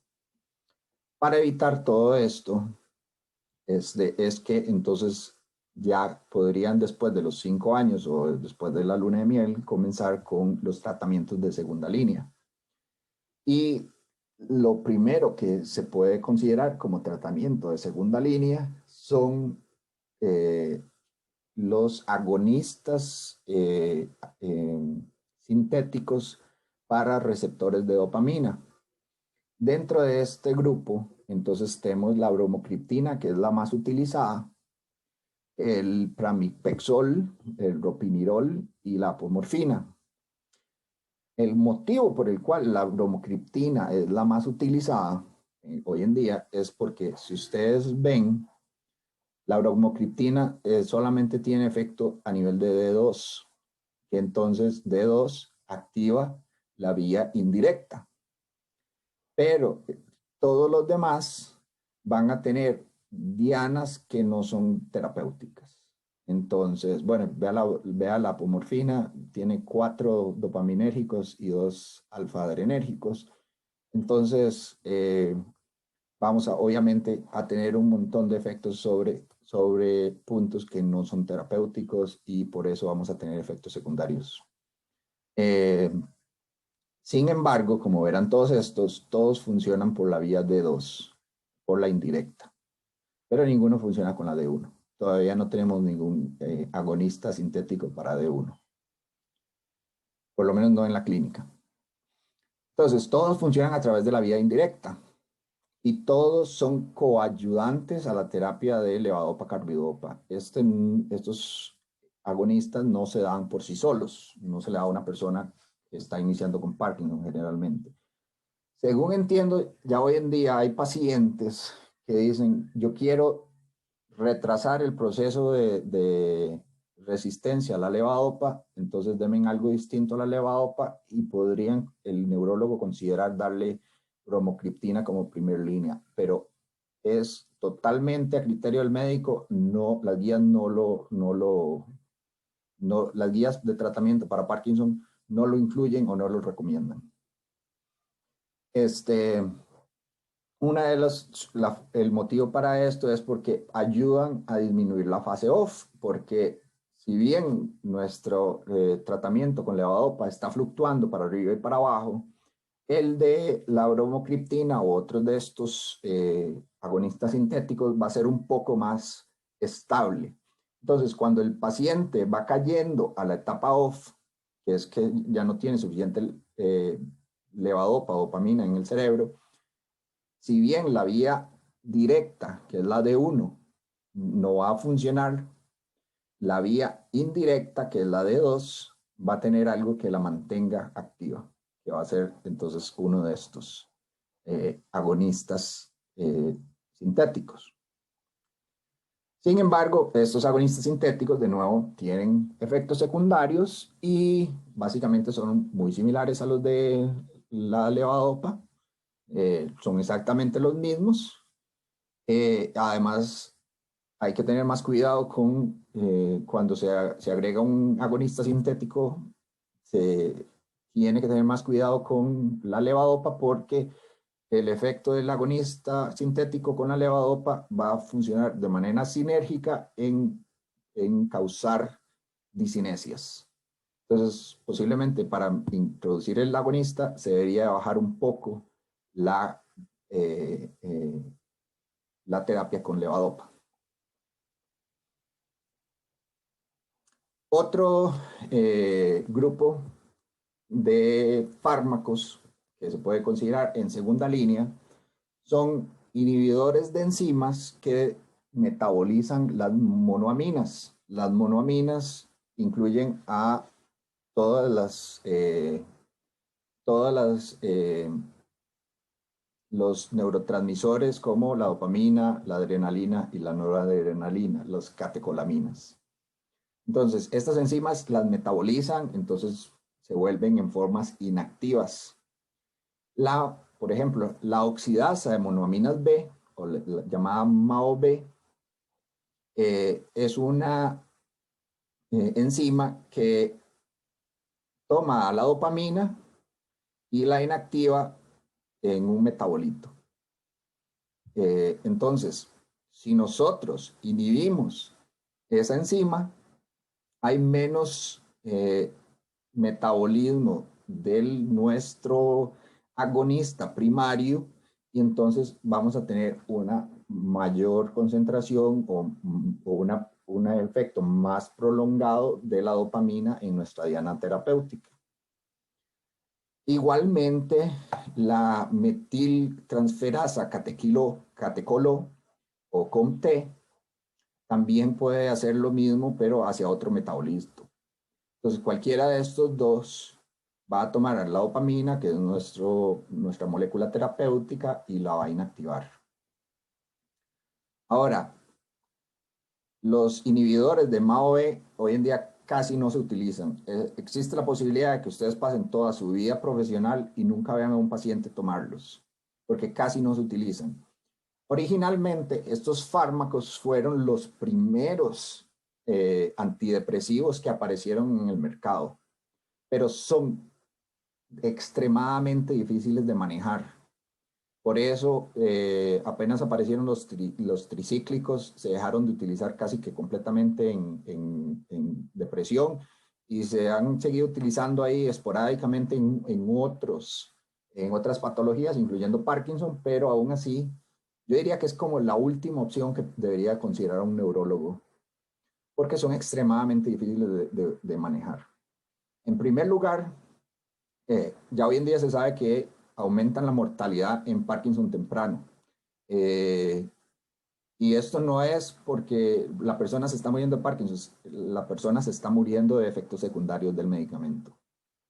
Eh, y el motivo es porque estos fármacos tienen interacciones que son potencialmente letales con alimentos. Y más específicamente son alimentos que sean ricos en tiraminas. La tiramina es un tipo de monoamina, pero está en altas concentraciones en quesos añejos, en embutidos curados y en los vinos. Entonces, si usted está tomando un inhibidor MAO-B y usted va a una fiesta y le presentan una tabla de quesos añejos con prosciutto o con jamón serrano y le dan una copa de vino tinto, básicamente le están dando una mezcla para que usted termine en emergencias. O sea, esto es con alimentos, no es con fármacos. Pero además, estos inhibidores MAO-B tienen interacciones también potencialmente letales con otros fármacos, incluyendo todos los antidepresivos. Y como los antidepresivos son muy utilizados, es muy difícil manejar a un paciente que está tomando MAO-B. Dentro de estos inhibidores se encuentra la seleglina y la rasaglina, perdón, la seleglina y la rasaglina. Para terminar de hacerlo, resulta que el metabolismo de la seleglina produce anfetamina y metanfetamina dentro del cuerpo. Entonces, vamos a tener todos los efectos secundarios de las anfetaminas, incluyendo psicosis, alucinaciones, ansiedad e insomnio, pero también pueden producir hipotensión ortostática. Entonces, de nuevo, existe la posibilidad de que ustedes nunca vean a un paciente tomar esto. En cambio, lo que sí todavía se utiliza bastante más en Parkinson son los inhibidores COMT, que incluyen a la entacapona y la tolcapona.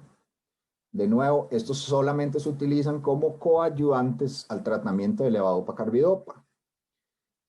Y solamente se van a utilizar cuando ya se ha pasado el periodo de luna de miel y ya estamos tratando de manejar la resistencia al tratamiento primario.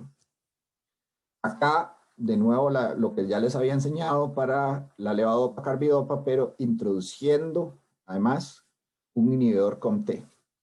Resulta que cuando uno solamente da levodopa-carbidopa, si bien disminuye la pérdida de levodopa en niveles a nivel periféricos por parte de la dopa descarboxilasa, la levodopa se sigue perdiendo por la COMT.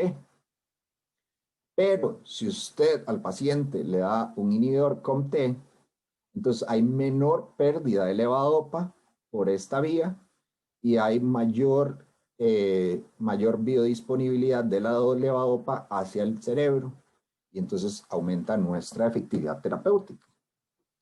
Entonces, básicamente, el COMT sería como un segundo inhibidor para venir a ayudar a la carbidopa.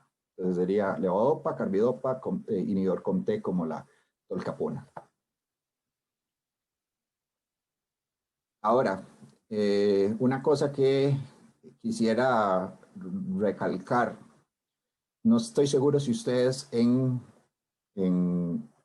introducción a la farmacodependencia vieron este punto en específico que es un centro del cerebro que se llama el núcleo accumbens. El núcleo accumbens se le llama el centro de el centro de refuerzos positivos o el centro de placer del cerebro. Todas las cosas que a nosotros nos causen felicidad, gozo, placer, como ustedes lo quieran ver, todas esas cosas pueden ser eh, eventos en nuestra vida, puede ser, por ejemplo, abrazar a alguien que queremos, puede ser ver un atardecer, puede ser sexo, pero también todas las drogas de abuso, todas esas cosas que nos causan placer, en algún momento ese placer tiene que terminar en esta conexión sináptica que es en el núcleo accumbens. Y esa conexión, esta conexión es dopaminérgica. A decir verdad, drogas como la cocaína o las anfetaminas influyen directamente en la cantidad de dopamina que es liberada en este punto. Entonces, las cosas que nosotros disfrutamos son de alguna manera liberadores de dopamina. Y a los pacientes de Parkinson nosotros les tenemos que dar dopamina. Entonces, de alguna manera nosotros vamos a estar influyendo sobre este centro de placer. Desafortunadamente, en el paciente de Parkinson, como pasa en pacientes de drogas de abuso, se puede ir perdiendo la capacidad de sentir placer porque se va causando resistencia en este punto en específico. Entonces, los pacientes de Parkinson pueden comenzar a desarrollar comportamientos que se le consideran adictivos o riesgosos o compulsivos. Entre otras cosas, en Estados Unidos, por ejemplo, existe unos casos que son bastante sonados de pacientes que comenzaron con el tratamiento, desarrollaron una adicción hacia las apuestas y se fueron a Las Vegas y perdieron todo porque lo apostaron todo y después demandaron a los médicos porque los médicos no les dijeron que su tratamiento podía degenerar en este tipo de comportamientos. No es que le va a pasar a todos los pacientes de Parkinson, pero es un punto que hay que tener en cuenta con cualquier paciente que esté tomando levodopa o los demás tratamientos secundarios para Parkinson. Ok.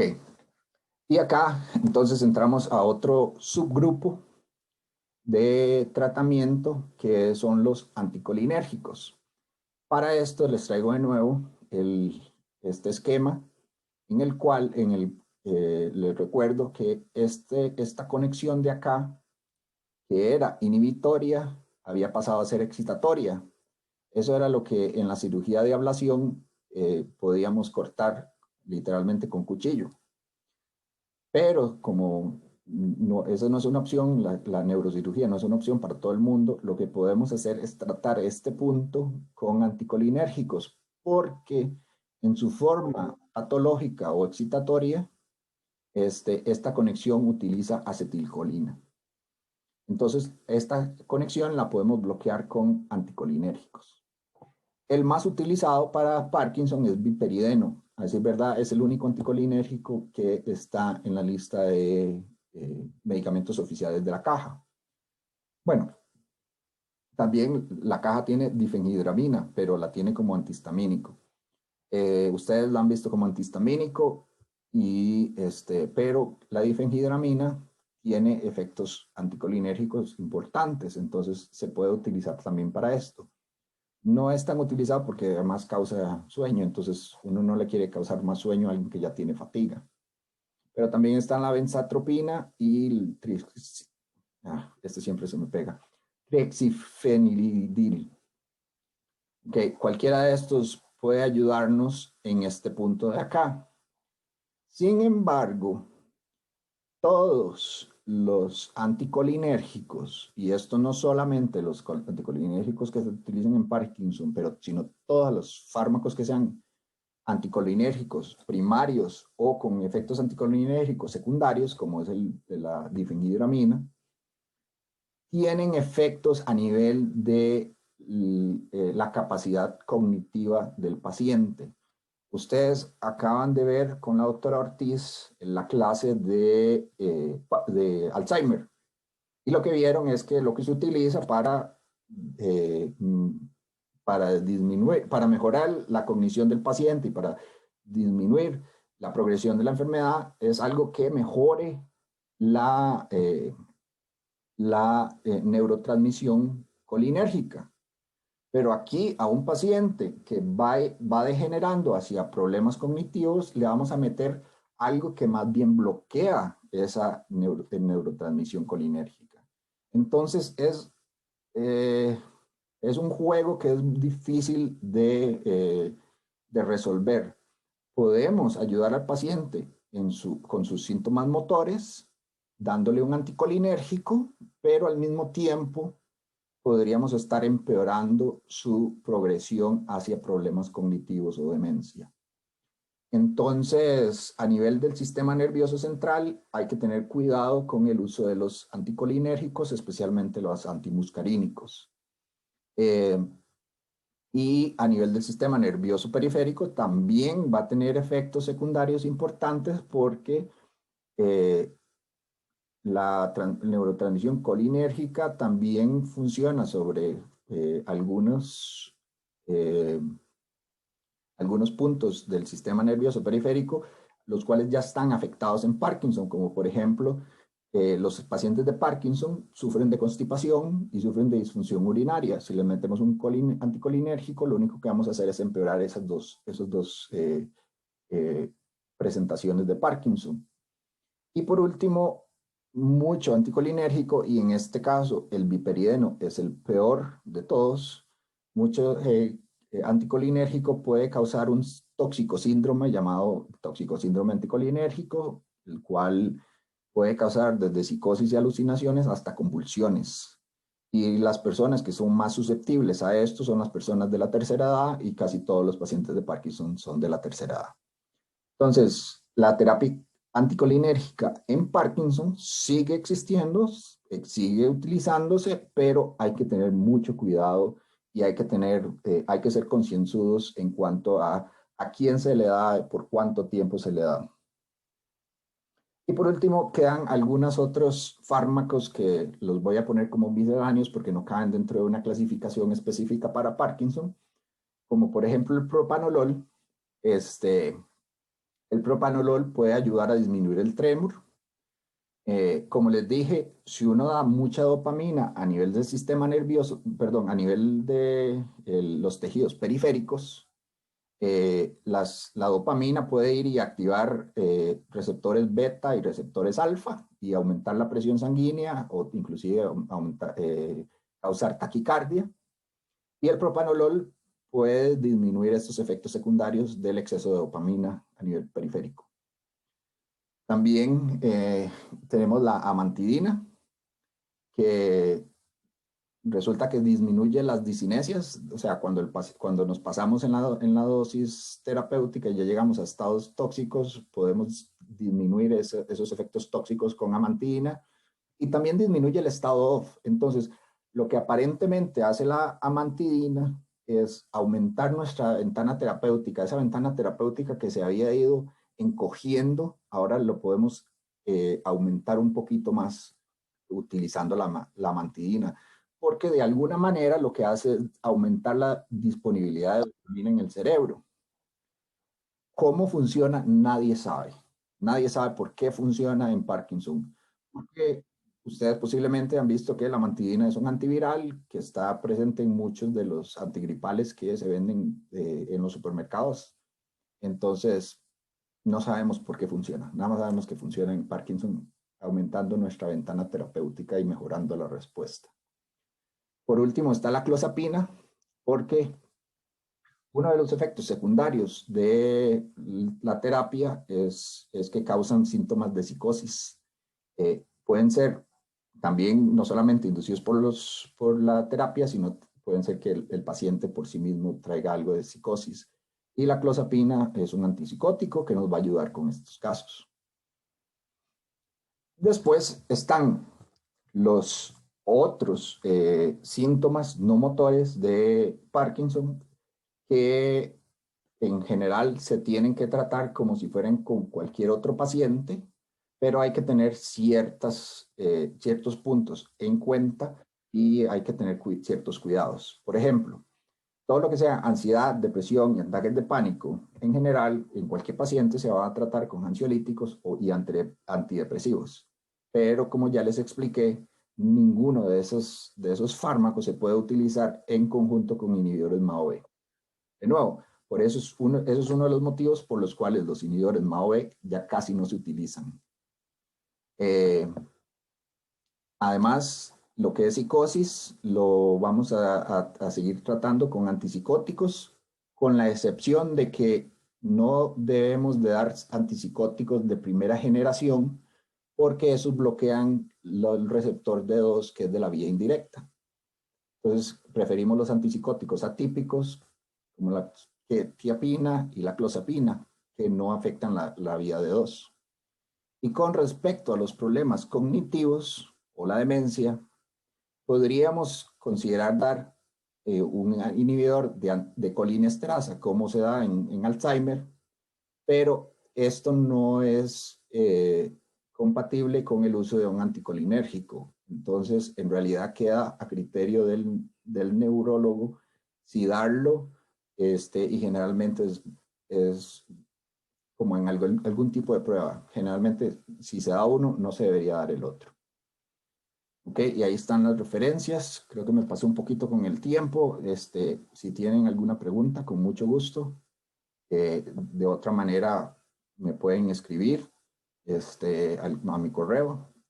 ¿Alguien tiene alguna pregunta?